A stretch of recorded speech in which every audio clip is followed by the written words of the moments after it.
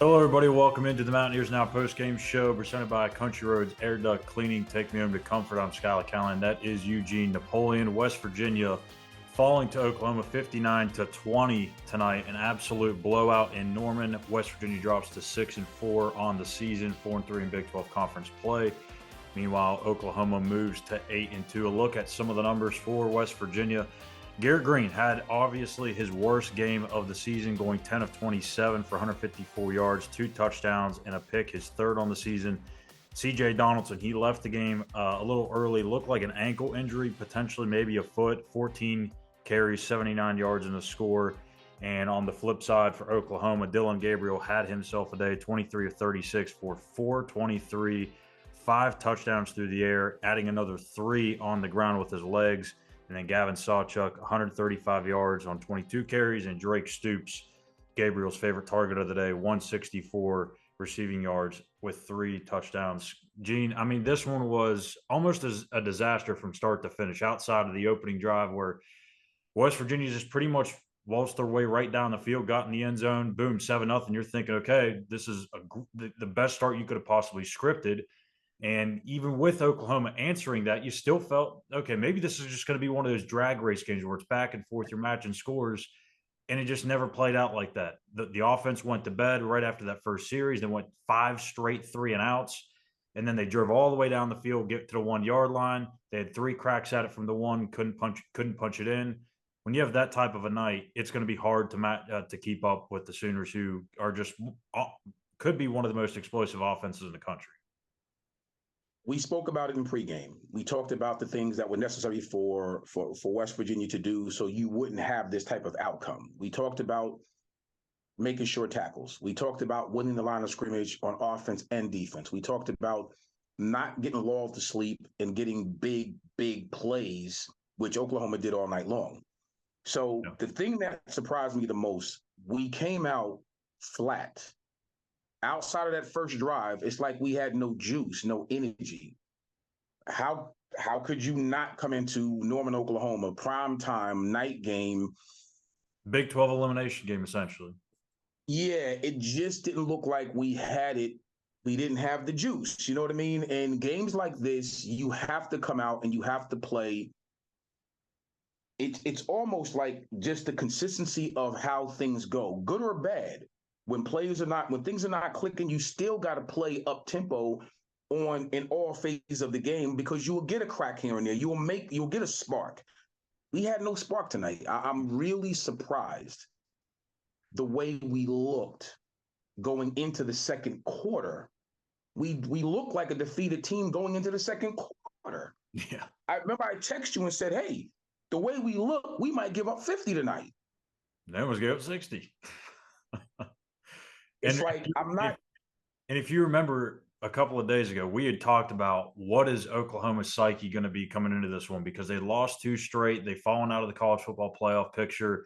You don't know where their minds are going to be at in this one. Are they going to fold and just kind of hope they get to the end of the finish line and maybe get 9-3 or something like that? And you thought West Virginia, the way they've played the last 2 weeks, they were starting to go on the up and up, and it felt like it was almost exactly what we kind of thought maybe would be the case, and that's West Virginia got humbled a little bit. They're not maybe as good as we had maybe initially thought a couple of weeks ago or over the last couple of weeks. And it felt like this team was, as I mentioned the other day, like it just felt like a team that didn't expect to be in this position this late in the season. And they weren't necessarily ready for this type of game, where Oklahoma, on the other hand, they were ticked off after what happened the last 2 weeks, and they were ready to come out and make a statement. It's exactly what they did. Well, you see, you got a chance to see what was on the back of all their jerseys: unity, right? So you understood what the mindset was as soon as you stepped on the field. That was one, and then two. Let me tell you something. There's levels to this. Tonight really showed me where we are. Yeah. Tonight's game showed me exactly where we are. So at the end of the day, you win and you beat the team that you're supposed to beat. But in order to get back into the respect conversation of college football at that upper echelon level, you got to win games like tonight. And if you don't win games like tonight, you can't give up damn near 60 points. I mean, hell, you got to at least be competitive, right? I mean, You got to at be least keep it a competitive. two-score game. I mean, the defense. This is the one thing I wanted to really ask you because the defense, even though it looked good early in the season, if you kind of go back and look at the early portion of the season where they're playing TCU and Texas Tech and even Pitt, we kind of thought that was going to be a tough stretch at the beginning of the year before we knew what anything was going to happen. Well, we found out TCU is having a down year. Pitt Right. is arguably the worst team in Power Five football, not Right. named Vanderbilt. And then you have Texas Tech, who's just kind of been up and down, but they've been dealing with a bunch of injuries. The defense looked great in those weeks. Since the Right. bye week, where they played Houston, they gave up 41. Even if you take the Hail Mary out, that's still a lot of points. Right. BYU, their quarterback they made that late change in the week with the quarterback with Jake Retzloff. So I mean, yeah, you're going to give up only 7 points. You feel good about that, but UCF moved the ball on you. Oklahoma State sure as hell moved the ball on you. What is the issue right now with this defense? To me, it seems like they're playing too soft in coverage, especially tonight against Drake Stoops. This kid has been carving you over the middle of the field constantly. Yet there's still 12 yards of cushion between him and the defender. I don't understand that. I personally think, and I could be totally wrong, watching the progression and watching the growth throughout the whole season, I don't think we are as good in the secondary as we thought we were.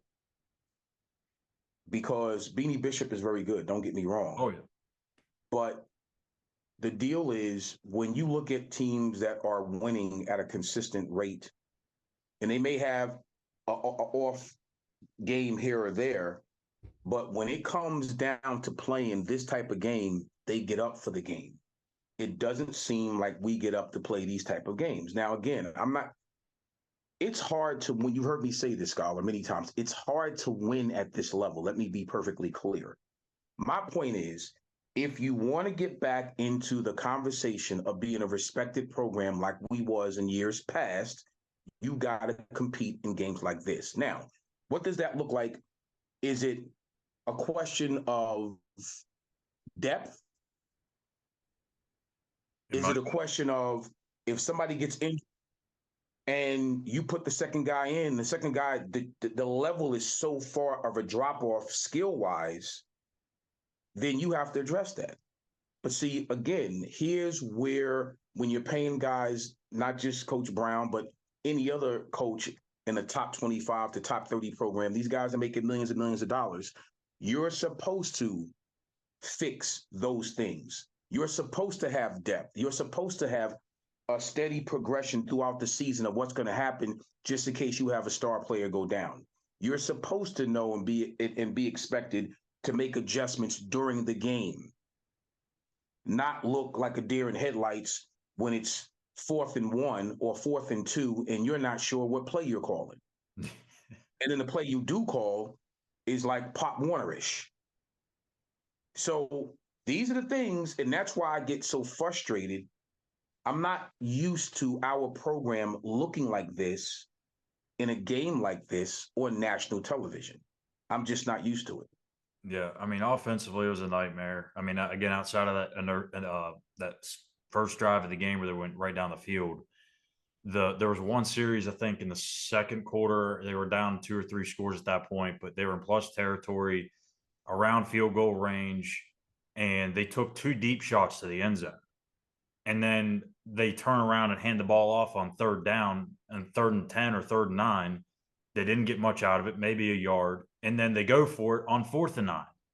So if you know, here's my thinking with that, Gene, is like if you know going into this is a 4-down situation, why the hell are you taking 2 shots to the end zone? Number one. Number two, then why are you running the ball on 3rd and 10? At least get a little slip screen out of the backfield or a quick slant to get 4 or 5 yards. You're running behind that offensive line tonight was not the solution.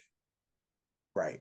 Well, here's the thing. Again, you make your passing game in this sense, you make your screen game an extended running play. So, yeah, on first down, I'm going to throw a screen. Okay. Whatever I get out of that, on second down, I'm throwing all curls. All right. On third down, if it is a third down, if we don't get, the amount of yards to get a first down, I'm throwing another screen. Because at least I'm not going to take 2 shots down the field. No, quarterback that is having his worst game of the season. That's a low percentage patch that you're trying to complete. Like, look at it this way. Okay. If the question is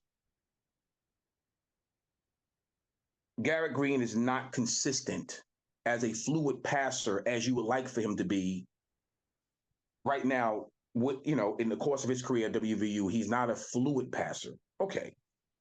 If that's the case, then I'm not going to put my player in a position where it's going to be counterproductive for him to make plays. Then let's do the things that we need to do with him where he's really good at it. And at this point in his career, the progression should have been at a different place as a passer than where it is now. Let's be clear. Yeah. Barring all of that, the play calling when it comes to these type of games, these big games, is suspect when it comes to playing against a decent to good defense. Oklahoma's not a great defense. Let me be clear. Good to decent defense. They've really struggled the last 2 weeks tackling. Absolutely. Our play calling is really interesting when it comes to that kind of stuff. And keeping them off balance by doing certain things, like I said, screens, you could easily, with the type of tight ends that we have, which I tell you right now, I'm very impressed. With Taylor? Yeah. Man, listen, I think that young man will wind up playing on Sundays. He's pretty daggone good. There's a lot of things that you can do that will help Green out in the passing game just by using your tight ends. And again, it's just the scheme. Like I said, it's the scheme. What is the best way to beat an aggressive defense when you got a tight end that's going to be a mismatch with either a nickel, corner, or any linebacker? The seam route. Quick let out. I mean, it is what it is, right? So these are things that I'm talking about. If I'm sitting on my couch and I'm able to figure out what you're calling on 3rd and 4, 3rd and 5, there's a problem because I'm not making millions of dollars to do that. Yeah, I get it. I mean, it was a lot. Obviously, play calling was interesting at certain points of the game, but execution was just at an all-time low today in all 3 phases. I don't think any one phase played particularly well. Even special teams, there's things that could be cleaned up. So just an absolute disappointment for West Virginia in this one, 59-20, pretty much, and does knock them out of the Big 12 title race. But taking a look here at the road ahead, there's only 2 games left of the season, which is hard to believe, but they do wrap up their home portion of the schedule next week against Cincinnati, who, by the way, Gene, picked up their first Big 12 win today against your guy Dana Holgerson down there. That's your dude. That's your guy. Against Dana down in Houston. Then they'll wrap up the season in Waco against Baylor, who is pretty much in the same feelings as West Virginia today. They lost 59-25. West Virginia lost 59-20. So, but Baylor and Cincinnati, both teams have a combined record of 6-14. So you have to think West Virginia is going to be favored in those 2 games. If they do find a way to win both of them, you finish the year 8-4. 6-3 in the Big 12 conference. I mean, you've got to feel pretty good about that, despite how bad tonight will taste and how much of a bad taste that tonight's game will leave in your mouth. No, absolutely. And I'm good with all of that. Let me just be perfectly clear. You know how passionate I am about my Mountaineers, as you are sometimes. So my thing is, I want the fans to understand where this is coming from. It's coming from a place of knowing what we were compared to what we've become over the last few years. So let me be clear. This is not a knock. I mean, I love our institution. You already know that. I love our program. You already know that. It's not personal. I call it like I see it. At the end of the day, this is not me calling out any coach, any player. It's just calling truth and facts. When things are truthful and they're layered with facts, how could anybody be mad? You understand what I'm saying? So it's not personal. It's more frustrating to watch our program struggle in games that we should be competitive in or even win than it is for us to go 8-4 and beat subpar teams and be happy with that. The only reason I'll be happy with that, the outcome would be because the so-called experts picked us to finish last in the freaking conference. Yeah. And that's not going to happen. So I'm very happy about that. It's something to build on. Anything positive moving forward, I'm happy about that because, again, it's something to build on. Going to a bowl game, great. We have the potential to finish 8-4, great. 6-4 in the conference, or 6-3 in the conference.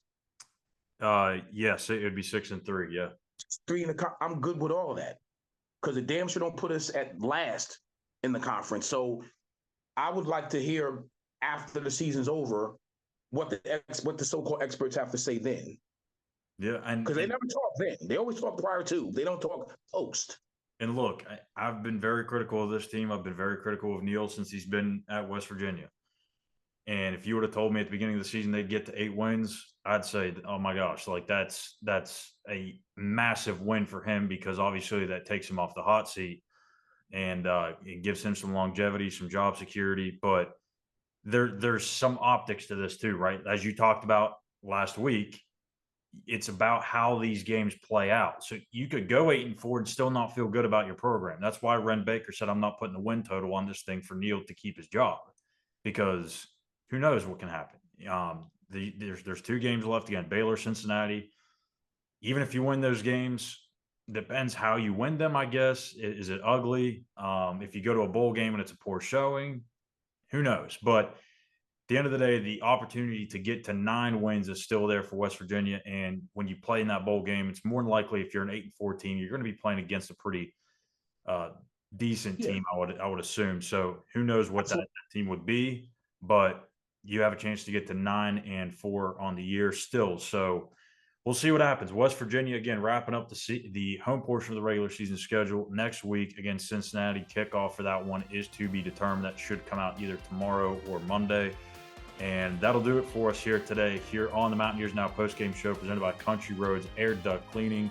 Take me home to comfort. That's Eugene, Napoleon. I'm Schuyler. Make sure to hit that subscribe button on YouTube at Mountaineers Now and follow us on X at Mountaineers Now as well. Thank you guys for tuning in, and we'll see you tomorrow on the morning after.